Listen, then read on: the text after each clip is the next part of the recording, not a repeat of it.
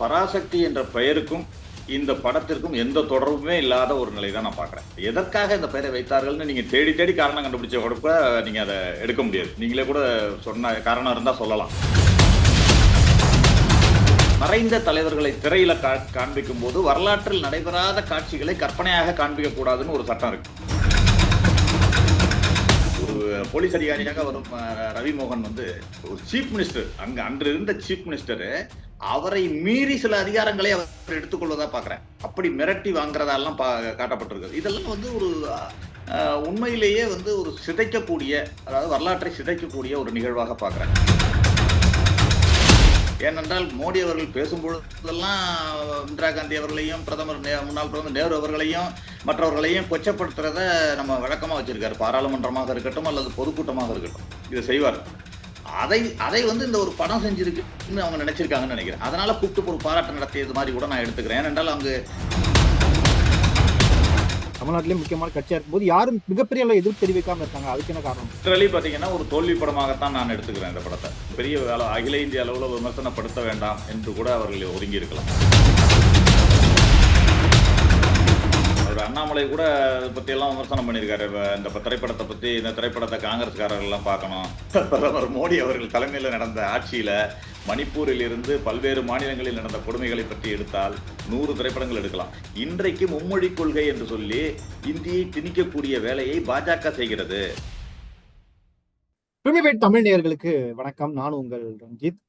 இந்த பொங்கலுக்கு நடிகர் சிவகார்த்திகேயனுடைய 25வது திரைப்படமான பராசக்தி திரைப்படம் வெளியாகி தியேட்டர்ல ஓடிட்டு இருக்கு. இன்னொரு பக்கம் அந்த படம் சம்பந்தமான கான்ட்ரவர்சிஸும் நம்ம அதிகமா பார்க்கப்படுது. குறிப்பா இந்த படம் ஒரு பீரியட் ஃபிலிம், மொழிக்காக நடந்த பிரச்சனைகள், இதுக்காக நிறைய விஷயங்கள் பேசியிருக்காங்க. குறிப்பா அந்த சமயத்துல தமிழ்நாட்டுல காங்கிரஸ் ஆட்சியில இருந்தாங்க. அப்ப காங்கிரஸ் ஆட்சியில இருந்தவங்களை பத்தி சில மறைமுகமான சில விஷயங்களையும் இந்த படத்துல சொல்லியிருக்காதா நிறைய பக்கம் கருத்துக்கெல்லாம் வெளியாயிட்டு இருந்தது. ஸோ இதை பத்தி பேசுறதுக்காக சிவாஜி பேரவை தலைவரும் தமிழக காங்கிரஸ் கலைப்பிரிவு தலைவருமான சந்திரசேகர் அவர்கள் நம்மளோட இருந்திருக்காரு. வணக்கம் சார். வணக்கம் ரஞ்சித். எப்படி சார் இருக்கீங்க? நல்லா இருக்கும். Super sir. பொங்கல் வாழ்த்துக்கள் உங்களுக்கு. முதல்ல வாழ்த்துக்கள். உங்களுக்கும் வாழ்த்துக்கள். நம்ம பிலிம் பீட் ரசிகர்கள், நேயர்கள் அனைவருக்கும் என்னுடைய நல்வாழ்த்துக்களை தெரிவிச்சுக்கிறேன். நன்றி சார். நம்ம பராசக்தி படம் பத்தி பேசலாம்னு நினைக்கிறேன். முதல்ல நான் ஓவராலா இந்த படம் உங்களுக்கு எப்படி இருந்துச்சு, அந்த ஒப்பீனியன் சொல்லுங்க. முதல்ல ஒரு விஷயத்த நான் இங்க பதிவு பண்ணணும். அதாவது பராசக்தி என்ற பெயர் வைக்கும் பொழுதே நான் எதிர்ப்பு தெரிவிச்சேன். அதற்கு பிறகும் பல முறையில நான் அந்த எதிர்ப்பு தெரிவிச்சு வந்திருக்கேன். இந்த பராசக்தின்னு ஏன் இந்த பெயரை வைக்கிறாங்கன்னு. ஆனா இது ரொம்ப ஆப்டான பெயரு, இந்த பெயர் தான் வைக்கணும்ன்ற மாதிரி எல்லாம் டைரக்டர்ல இருந்து மற்றவர்கள் எல்லாம் இதற்கு ஒரு சாக்கு போக்கோ அல்லது ஏதோ ஒரு காரணங்களோ சொல்லிட்டு வந்ததை பார்த்தேன். ஆனா அந்த படத்தை பாக்குறப்ப பராசக்தி என்ற பெயருக்கும் இந்த படத்திற்கும் எந்த தொடர்புமே இல்லாத ஒரு நிலை தான் நான் பாக்குறேன். எதற்காக இந்த பெயரை வைத்தார்கள்னு நீங்க தேடி தேடி காரணம் கண்டுபிடிச்ச கூட நீங்க அதை எடுக்க முடியாது. நீங்களே கூட சொன்ன காரணம் இருந்தா சொல்லலாம். ஏனென்றால் அதுல பல பெயர் இருக்கு. ஒருத்தர் கூட இன்னைக்கு கூட ஒரு சஜஷன் போட்டிருந்தார். தீ பரவட்டும்னே வச்சிருக்கலாமே, நல்ல பெயராச்சே, ஏன் வைக்கலன்னு ஒருத்தர் கேட்டிருந்தார். முன்னாடி இதற்கு முன்பு புறநானூறு என்ற பெயரில் அந்த இதைத்தான் எடுத்து இது மாதிரி பண்ணாங்க. புறநானூறு என்ற பெயரில் தான் சூர்யாவுக்கு கதை சொல்லப்பட்டது அப்படின்லாம் சொல்லப்பட்டது. ஏன் அந்த பெயரை கூட வைத்திருக்கலாம். ஏனென்றால் அதுல புறநானூற்று படைன்ற ஒரு இயக்கம் தான், அந்த போராட்டத்தை அமைப்பு தான் முன்னெடுத்து செல்வதா நம்ம அதை பாக்குறோம். ஆக அந்த பெயரை கூட வைத்திருக்கலாம். ஆக வேண்டுமென்றே இந்த பெயரை முதல்ல சிதைச்சது அதுதான் இவர்களுடைய பெரிய சாதனைன்னு சொல்லலாம். அதாவது பழைய பெயரை வைத்து இந்த படத்தை எடுத்து பழைய வரலாற்றை சிதைச்சதுதான் இவர்களுடைய முதல் சாதனைன்னு சொல்லலாம். அதற்கு பிறகு படத்துக்குள்ள சென்றோம் என்று சொன்னால், அதாவது பீரியட் படம்னு சொல்றீங்க, ரைட்டு, சிலவற்றை சித்தரித்தோம் என்றும் சொல்றாங்க. ஆக சித்தரிக்கப்பட்டவை நீங்க இந்த சட்டத்திலேயே எடுத்துக்கிட்டீங்கன்னா, நீங்க இந்த அதாவது திரைப்பட சட்டம், அதாவது அது என்ன சொல்லுவாங்க, சென்சார் போர்டு சட்டம் இருக்குல்ல, உங்களுக்கு அதுலயே எடுத்துக்கிட்டீங்கன்னா, அதுல எடுக்கும் பொழுது மறைந்த தலைவர்களை திரையில காண்பிக்கும் போது வரலாற்றில் நடைபெறாத காட்சிகளை கற்பனையாக காண்பிக்க கூடாதுன்னு ஒரு சட்டம் இருக்கு. ஒரு மறைந்த தலைவர்களை காட்டுறப்ப நீங்க உண்மையை காட்டலாம், வரலாற்றை திரித்து இவர்கள் சில குறிப்புகள், அன்றைக்கு இந்திய எதிர்ப்பு போராட்டம் நடந்தது உண்மை, அதில் பலர் மறைந்தது உண்மை, அந்த போராட்டங்களை நீங்க மறுக்க முடியாது, மறைக்க முடியாது. அதை நீங்க எடுங்க, யாரும் குற்றம் சொல்ல விரும்பவில்லை. ஆனால் அன்றைக்கு பிரதமராக இருந்தவர் லால் பகதூர் சாஸ்திரி அவர்கள். ஆனா லால் பகதூர் சாஸ்திரியே இவங்க எந்த இதுலயும் காட்டல. கடைசியா ஏதோ ஒரு அனௌன்ஸ்மெண்ட்ல காட்டுறாங்க. ஆனா இந்திரா காந்தி அவர்களை மட்டும் திரையில் காட்டி, ஏனென்றால் இந்திரா காந்தி என்றால் மக்களுக்கு தெரியும். அதற்காக வேண்டுமென்றே இந்திரா காந்தி அவர்களை கொண்டு அவரையும் கொச்சைப்படுத்தும் விதத்தில் 1-2 காட்சிகளை வைத்திருப்பது என்பதுதான் இங்க வேதனைக்குரிய விஷயமா நான் பாக்குறேன். அதே போல ஒரு அனைத்து மாநிலங்களிலும் உள்ள போஸ்ட் ஆபீஸ்ல எல்லாம் வந்து இந்திய மட்டும்தான் படிவங்கள்லாம் நிரப்பணும் அப்படின்னு சென்ட்ரல் கவர்மெண்ட் ரூல் போட்டுடுச்சுன்னு சொல்லி அதைத்தான் கதையோட பாத்தீங்கன்னா ஒரு மையக்கருவாவே வரும் அந்த ஆமா அந்த ஆமா சீன்ல. அதுல இருந்துதான் போராட்டம் துவங்குறது மாதிரியே காட்டுறாங்க. அந்த மணி ஆர்டர் ஃபார்ம்ல ஃபில் பண்ண முடியாததை வச்சுதான் போராட்டம் அங்கு தொடங்குவதாகத்தான் காட்டப்படுகிறது. ஆனால் அதுல பாத்தீங்கன்னா சைடுல சின்னதாக ஒரு சித்தரிக்கப்பட்டவைன்னு போடுறாங்க. ஆக இவர்களுடைய நோக்கம் என்பது, உள்நோக்கம் என்பது அந்த அந்த காலகட்டத்தில் அங்கிருந்த அரசாங்கத்தை கொச்சைப்படுத்துவதாகத்தான் தெரிகிறது. நீங்க இந்திய எதிர்ப்பு, இந்தி போராட்டம் இதெல்லாம் வந்து உண்மை மறுக்க முடியாது, அதை கொண்டு வாங்க. ஆனா அதே நேரத்துல அதே மாதிரி ஒரு போலீஸ் அதிகாரி என்பவர் வந்து சீஃப் மினிஸ்டரே ஓவர்லுக் பண்ணி மிரட்டி சில அதிகாரங்களை அவர் கைப்பற்றுவதாக நாம பாக்குறோம். அதுல ஒரு போலீஸ் அதிகாரியாக வரும் ரவி மோகன் வந்து ஒரு சீஃப் மினிஸ்டர், அன்று இருந்த சீஃப் மினிஸ்டர் அவரை மீறி சில அதிகாரங்களை அவர் எடுத்துக்கொள்வதா பாக்குறேன். அப்படி மிரட்டி வாங்குறதெல்லாம் காட்டப்பட்டிருக்கு. இதெல்லாம் வந்து ஒரு உண்மையிலேயே வந்து ஒரு சிதைக்கக்கூடிய, அதாவது வரலாற்றை சிதைக்கக்கூடிய ஒரு நிகழ்வாக பாக்குறேன். இவர்களுடைய உள்நோக்கம் என்பது வேறாக இருக்கிறது. அப்படிதான் நான் பாக்குறேன். இன்றைக்கு பாத்தீங்கன்னா பிரதமர் மோடி அவர்களுடைய பொங்கல் நிகழ்ச்சியில போய் இந்த பராசக்தி குழு கலந்து கொண்டிருக்கிறது. ஆக பூனைக்குட்டி வெளியே வந்து விட்டதுன்னு தான் நான் நினைக்கிறேன். இவர்கள், அதாவது தணிக்கைத்துறை என்பது ஒருதலை பட்சமாக செயல்படுகிறது. அதாவது ஒரு பக்கம் ஜனநாயகனுக்கு தடை, அதற்கு முட்டுக்கட்டை.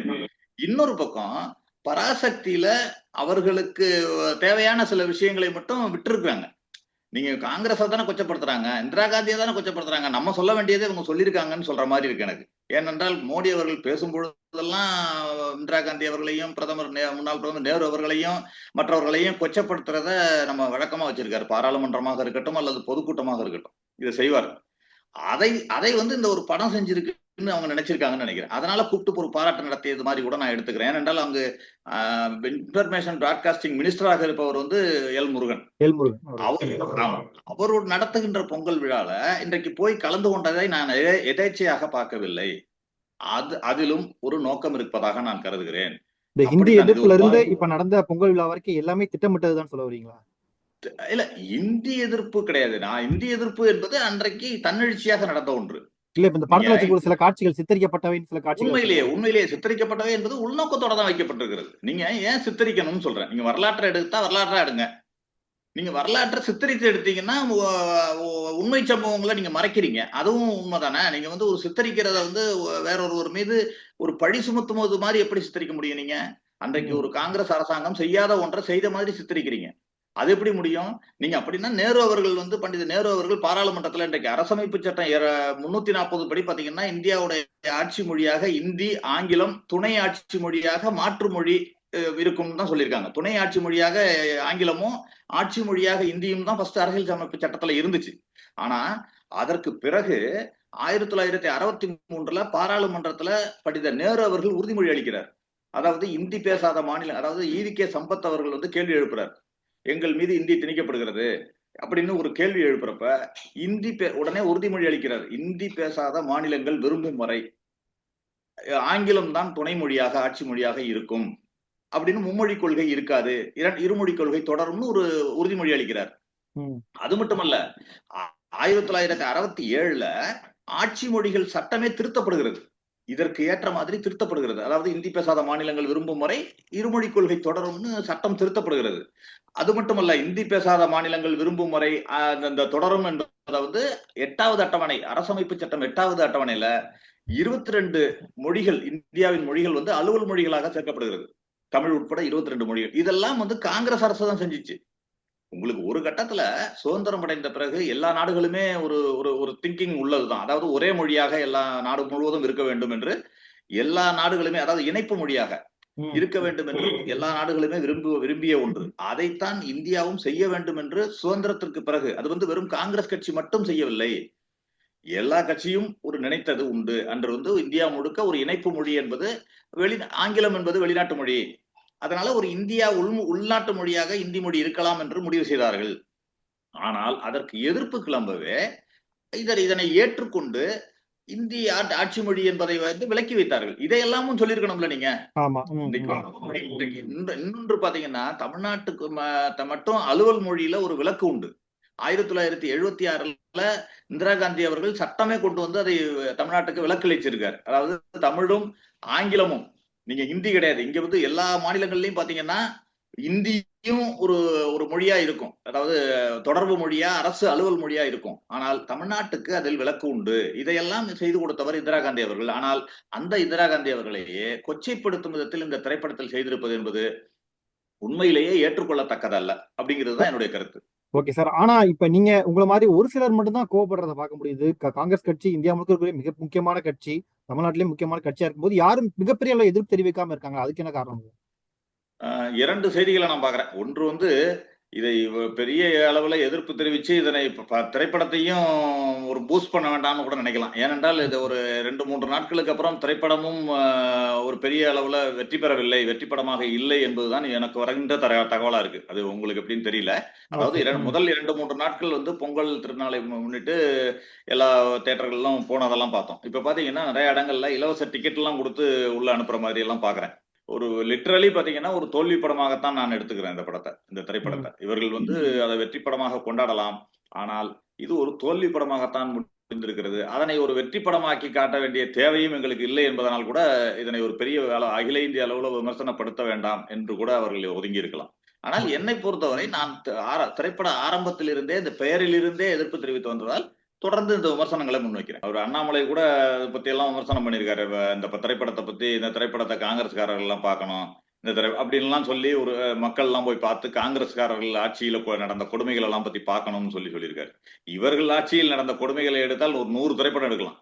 இன்றைக்கு பிரதமர் மோடி அவர்கள் தலைமையில நடந்த ஆட்சியில மணிப்பூரில் இருந்து பல்வேறு மாநிலங்களில் நடந்த கொடுமைகளை பற்றி எடுத்தால் 100 திரைப்படங்கள் எடுக்கலாம். அது பற்றி இன்றைக்கு தேவையில்லை, மக்கள் புரிந்து கொண்டிருக்கிறார்கள். இன்னொரு பக்கம் பராசக்திக்கு காங்கிரஸ் கட்சியில இருந்து சில எதிர்ப்புகள் வந்தாலும் காங்கிரஸ் கட்சியினர் ஜனநாயகன் படத்துக்கு கொஞ்சம் ஆதரவு தெரிவிக்கிறது நம்ம பார்க்க முடியுது.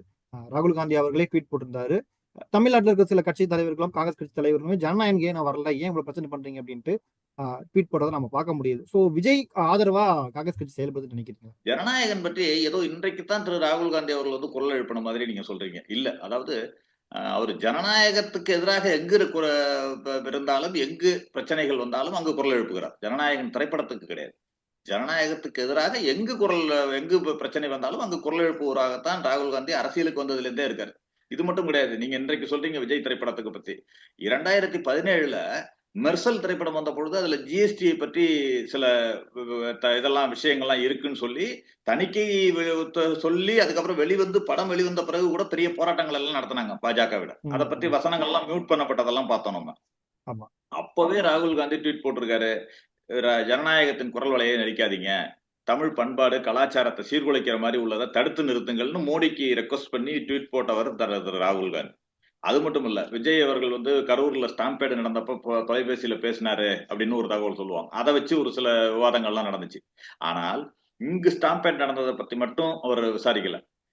கும்பமேளால ஸ்டாம்பேட் நடந்து அங்கு ஒரு இறப்பு நடந்த பொழுது அங்கு இருந்த முதலமைச்சர் யோகி ஆதித்யநாத்தை தொடர்பு கொண்டு அதனையும் விசாரித்தவர் தான் திரு ராகுல் காந்தி. இந்த படத்துல நடந்த வரலாற்று சம்பவங்கள்லாம் காமிச்சிருக்காங்களா? இதுல எவ்வளவு உண்மை, எவ்வளவு கற்பனை சித்தரிக்கப்பட்டவை இருக்கு நீங்க நினைக்கிறீங்க? நீங்க சித்தரிக்கப்பட்டு எடுக்கும் பொழுது அதுல வந்து சிலரை கொச்சைப்படுத்தும் விதத்தில் எடுக்கக்கூடாது. சித்தரித்து எடுக்கலாம், தப்பு இல்ல. ஒரு சினிமாவிற்காக, கமர்ஷியலுக்காக நீங்க அங்க அதுல டூயட் பாடுறதெல்லாம் வந்து இந்திய எதிர்ப்பு போராட்டத்தில் நடந்துச்சா அப்படின்னு கேட்க முடியாது. நம்ம ஒரு ஒரு ஒரு கதாநாயகனாக இருப்பவன் வந்து ஒரு லவ், டூயட் இதெல்லாம் வந்து இந்திய எதிர்ப்பு போராட்டத்தில் நடந்துச்சான்னு நம்ம கேட்க முடியாது.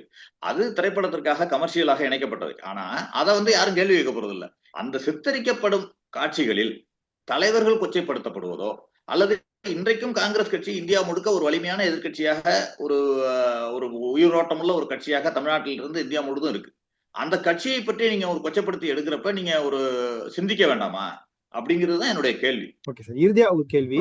இந்த பராசக்தி திரைப்படம் வந்து திமுகவினுடைய தேர்தல் பரப்புரை படமா இருக்குன்னு பலரும் சொல்றாங்க. அதை நீங்க ஏத்துக்கிறீங்களா? இல்லைங்க. நீங்க அதுல அதாவது திரைப்படம் என்பது ஒரு பெரிய ஒரு ஒரு இதுதான் சக்தி. என்னன்னா கொண்டு போற ஒரு பிரச்சார சக்தி. அதை எந்த விதத்திலையும் நம்ம மறுக்க முடியாது. அது பல காலகட்டங்களில் நிரூபிக்கப்பட்டிருக்கிறது. ஆனால் இப்போ இருக்கிற இளைஞர்கள் வந்து பகுத்தறிந்து புரிந்து கொள்ளக்கூடிய சக்தி உள்ளவங்களா இருக்காங்க. இதை பார்த்துதான் வாக்களிப்பார்கள் என்று சொன்னால், அது வந்து அதை நினைத்தார்கள் என்று சொன்னால், அது ஒரு ஏமாற்றுத்தனமாகத்தான் இருக்கும்னு நினைக்கிறேன். அப்படி என்றால் நீங்க இப்பொழுது நீங்க அன்றைக்கு இருந்தது இந்தி ரைட், ஓகே, திணிப்பு எல்லாம். இன்றைக்கு அதற்கப்புறம் காங்கிரஸ் கட்சி வேறு விதமாக மாறி இன்றைக்கு எல்லா மொழிகளையும் மதிக்கக்கூடிய ஒரு கட்சியாக, தமிழ் மொழிக்காக போராடக்கூடிய ஒரு கட்சியாக வந்துருச்சு. நீங்க 1900 நீங்க தமிழ்நாடுன்னு பெயர் வைக்கிறதுக்கு முன்னாடியே, அபிஷியலா தமிழ்நாடுன்னு பெயர் வைக்கிறதுக்கு முன்பே 1920ஆம் ஆண்டே தமிழ்நாடு காங்கிரஸ் கமிட்டி என்று பெயர் வைத்த கட்சி காங்கிரஸ். மும்மொழி கொள்கையை இன்று திணிக்கிறார்கள். நீங்க அன்றைக்கு விட்டுட்டு எவ்வளவோ மாறி வந்து காலங்கள் எல்லாம் ஓடிய பிறகு கூட இன்றைக்கு மும்மொழி கொள்கை என்று சொல்லி இந்தியை திணிக்கக்கூடிய வேலையை பாஜக செய்கிறது. அதனையும் நீங்கள் ஒரு கோடிட்டு காட்டியிருக்கணுமா வேண்டாமா? அப்படி எடுத்திருந்தீங்கன்னா 65ஓட முடிச்சுட்டு நின்றுக்க வேண்டாம்ல. கடைசியா நீங்க இன்றைக்கு வருகிறதுன்னு ஒரு லைனாவது கொண்டு வந்திருக்கலாம். இன்றைக்கு எதிர்க்கிறோம்னு சொல்லியிருக்கலாம். அதெல்லாம் செய்யாத பொழுது நீங்க எப்படி அதை ஒரு பிரச்சார படமா நீங்க எடுத்துக்க முடியும்? அதனால அது ஒரு பிரச்சார இதா இருக்கும் அப்படிங்கிறத நான் ஏத்துக்க முடியல. அதே நேரத்துல அந்த அந்த திரிபுவாதங்களையும் மக்கள் வந்து புறக்கணிப்பார்கள் என்பதையும் நான் இன்றைக்கு பதிவு பண்றேன். ஓகே, உங்களுடைய கருத்துக்களை பகிர்ந்துக்கிறதுக்கு ரொம்ப நன்றி சார். நன்றி ரஞ்சித்.